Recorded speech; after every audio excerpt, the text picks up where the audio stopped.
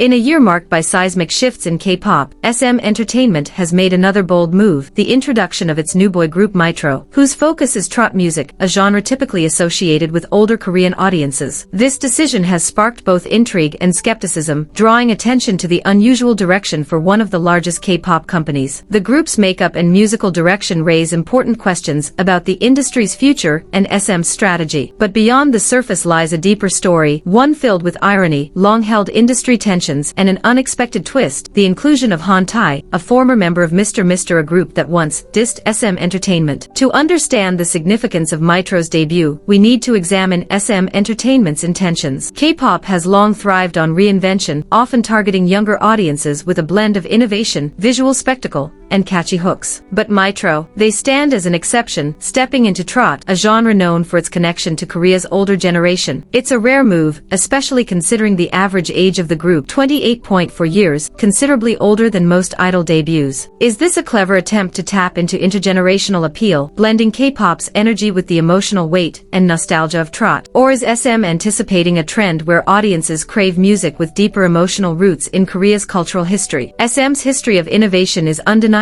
from introducing NCT's rotational system to Super M, dubbed the Avengers of K-pop. But MYTRO feels different. The question lingers: is this SM's attempt to broaden the appeal of K-pop beyond Gen Z towards an audience that craves familiarity, or is it a strategic gambit to diversify its portfolio? Either way, the stakes are high. Trot, with its deeply emotional lyrics and slow, melodic rhythms, contrasts sharply with the high-energy, highly visual world of contemporary K-pop. But in an age where musical fusion reigns, SM might be onto something. When looking at MYTRO's members, it's clear that familiarity plays a central role in the group's appeal. Fans of K-pop and Korean entertainment may recognize Shoae, who was previously expected to debut as part of NCT before an injury paused his career. His inclusion in MYTRO can be seen as a way for SM to redeem his long-awaited debut. Similarly, Seo Woo-hyuk, known for his acting role in The Glory as the young Sun Myung-oh, brings star power that transcends music. But perhaps the most unexpected member is Han Taei, formerly of the third-generation boy group MR.MR. His return to the limelight is not just significant because of his decade-long career, but because of his history with SM Entertainment, a past that adds an ironic twist to this debut. Back in 2014, Han Taei's group MR.MR. released a diss track targeting SM Entertainment following the release of Girls' Generation's mini-album, MR.MR. The proximity of the two releases led to a conflict that rippled across the industry and sparked a discussion on SM's dominance. Girls' Generation, one of SM's most successful groups, released their mini-album MR.MR. in February 2014. Just 4 days later, MR.MR. dropped their self-titled track, a song that many believed was a direct diss towards Girls' Generation. But as the lyrics suggest, the real target wasn't Girls' Generation itself, but the power imbalance between major and smaller labels. The song's biting lyrics, such as, "I become faint for a main like you. Am I a loser and are you a winner? We're going the same path. I must have looked small from your high perch. Is that why you did that to me?" were reflective of the frustrations felt by smaller agencies at the time. Winning Insight MR.MR's agency later confirmed that the track was aimed squarely at SM Entertainment for overshadowing their group's visibility. The CEO's statement was clear: "It is true that there was a diss. However, I want to clarify that this was directed toward SM Entertainment, not Girls' Generation. The fact that SM chose the name of a rookie artist can only be seen as disregard. This was more than just a battle over song titles. It was a reflection of the power dynamics in the entertainment industry, with smaller groups struggling to carve out space in a world dominated by major companies like SM. For Han Taei, who was directly involved in this conflict, his return to the industry